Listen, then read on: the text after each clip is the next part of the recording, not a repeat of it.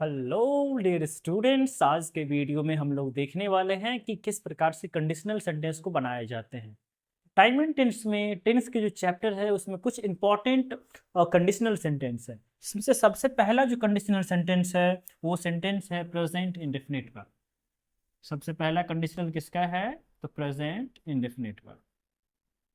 अब present indefinite के conditional में जो स्टार्टिंग होता है वो किससे होता है? इफ से।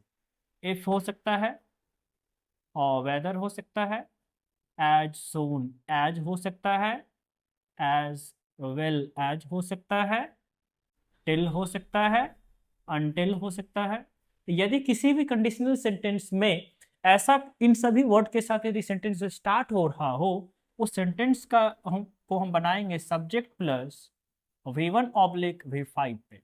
और इसका जो दूसरा सेंटेंस होगा यानी दूसरा पार्ट होगा, जैसे कि सिंपल से आप कॉन्सेप्ट को समझिए कि कंडीशनल सेंटेंस में दो क्लाउज होते हैं, प्रिंसिपल क्लाउज और सबऑर्डिनेट क्लाउज। तो यदि प्रिंसिपल क्लाउज यानी जो स्टार्टिंग का जो सेंटेंस है, यदि if whether as soon as well as till until से स्टार्ट होगा तो वो बनेगा आपका किस पे?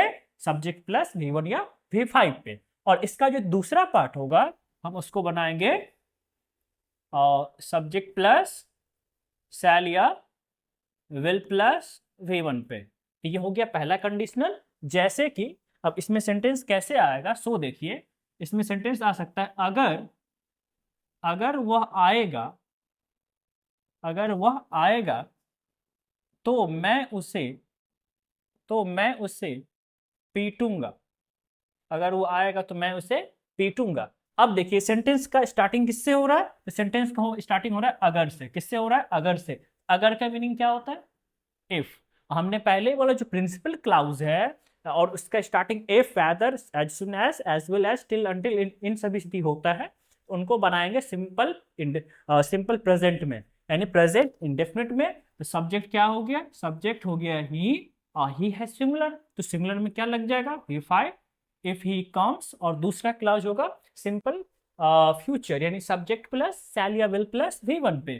तो मैं का मीनिंग क्या हो गया? आई शैल बेट हिम। ये हो गया पहला क्लाउज। चलिए हम दूसरा क्लाउज देखते हैं। हमारा दूसरा क्लाउज होने वाला है किस पे? हमारा दूसरा क्लाउज हो जाएगा पास्ट कंटिन्यूअस पे। Past continuous.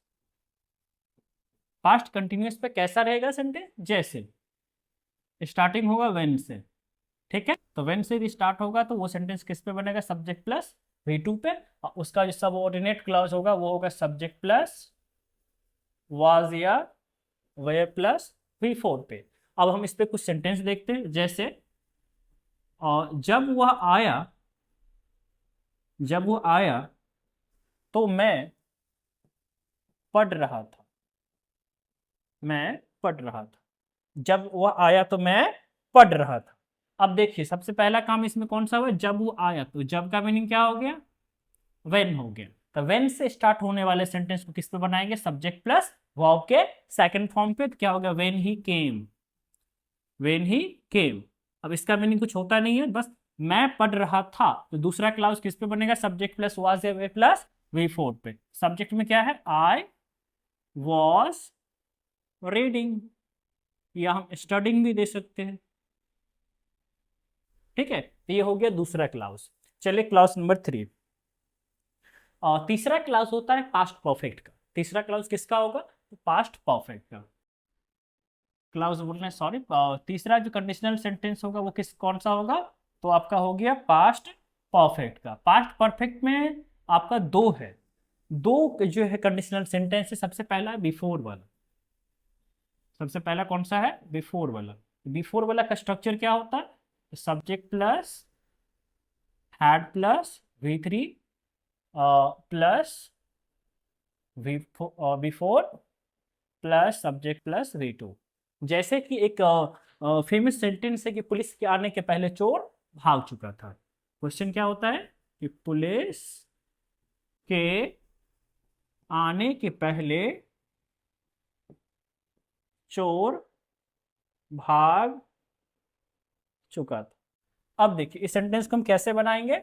इस सेंटेंस को सिंपल तरीके से बनाएंगे कि जो सेंटेंस दो सेंटेंस में से एक काम पहले हुआ है और एक काम बाद में हुआ है। तो जो काम पहले हुआ इसमें से कौन सा काम पहले हुआ? पहले हुआ कि देखिए सेंटेंस पढ़िए, पुलिस के आने के पहले चोर भाग चुका था। पहले काम कौन सा हो गया कि चोर भाग गया तब पुलिस आया। तो जो भी काम पहले होता है, जो भी काम पहले होता है हम उसको subject plus had plus V3 पे बनाते हैं। जो काम पहले होता है उसको subject plus had plus V3 पे बनाते हैं, और जो काम बाद में होता है उसको सब्जेक्ट प्लस वर्ब के सेकंड फॉर्म पर बनाते हैं। तो यहाँ सबसे पहले किसको लिखना है? इसको सबसे पहले लिखना है कहाँ पे? अब इसको हम रफ करके बना सकते हैं। जैसे जो इस ये काम पहले हो गया तो क्या हो गया?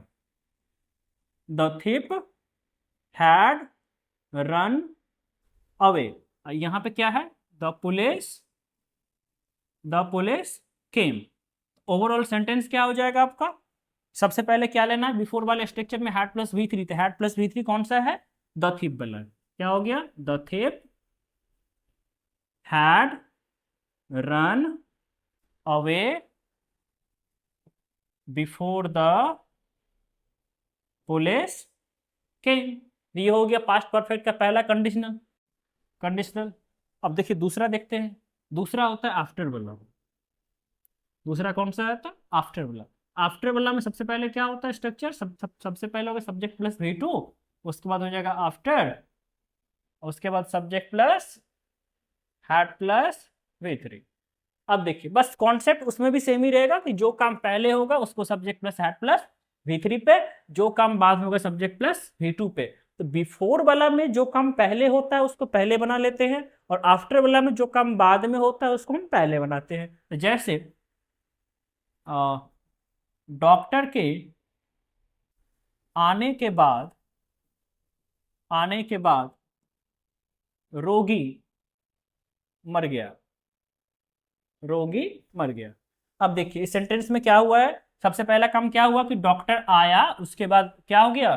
पेशेंट मर गया। तो हम पहले रफ कर लेते हैं। पहला काम कौन सा हो रहा है कि डॉक्टर के आने के बाद पहले डॉक्टर आया, द डॉक्टर हैड कम, और रोगी मरा बाद में, तो जो काम बाद में हुआ तो यानी द पेशेंट डाइड। ओवरऑल इसका सेंटेंस क्या बनेगा? तो आफ्टर वाला में सबसे पहले किसको लिखते हैं? सब्जेक्ट प्लस V2 को पहले लिखेंगे। सब्जेक्ट प्लस V2 कौन सा है? पेशेंट वाला सेंटेंस है, तो हो गया द पेशेंट डाइड। आफ्टर के बाद है ना, तो after the doctor had come. ये हो गया। सबसे पहले हम किसका देखें? सबसे पहले कंडीशनल देखें प्रेजेंट इंडेफिनिट का, उसके बाद देखें पास्ट कंटिन्यूअस का, उसके बाद देखें पास्ट परफेक्ट का। पहला था बिफोर वाला, दूसरा कौन सा है? तो आफ्टर वाला। चलिए एक और देखते हैं कंडीशनल। एक और कंडीशनल होता है जो आपको याद रखना है कि यदि किसी भी सेंटेंस में सब्जेक्ट प्लस V2 दिया हो, इसके दो ऑप्शनल कंडीशनल हो सकते हैं। सबसे पहले क्या हो सकता है? सबसे पहले हो सकता है subject plus had plus V3, और दूसरा हो सकता है सब्जेक्ट प्लस वॉज या वेयर प्लस V4। यदि कोई भी सेंटेंस कंडीशनल में है और यदि पहला पार्ट उसका किस में दिया हो? सब्जेक्ट प्लस वर्ब के सेकंड फॉर्म में दिया हो ना, तो उसका दूसरा पार्ट बन सकता है। सबसे पहले क्या बन सकता है? देखिए सबसे पहले आपको बन जाएगा subject plus had plus V3 पे, और दूसरा बन जाएगा सब्जेक्ट प्लस वॉज या वेयर प्लस V4 पे। ठीक है। यदि ऐसा नहीं है तो एक और आप कंडीशनल देखिए। एक और कंडीशनल है, वो क्या है सो दिखाते हैं आपको। यदि subject plus had plus V3 है, यदि प्रिंसिपल क्लाउज या subordinate clause subject plus had plus V3 के फॉर्म पे है, तो इसके लिए भी दो ऑप्शन होंगे। इसके लिए दो ऑप्शन क्या क्या होंगे सो देखिए। इसके लिए सबसे पहला ऑप्शन होगा सब्जेक्ट प्लस V2, और इसका दूसरा ऑप्शन हो जाएगा subject plus would plus have plus V3। ये हो गया। और आपका सबसे पहला कंडीशनल हम लोग कौन सा देखे थे? चलिए एक बार देख लेते हैं शुरू से। सबसे पहला आपका कंडीशनल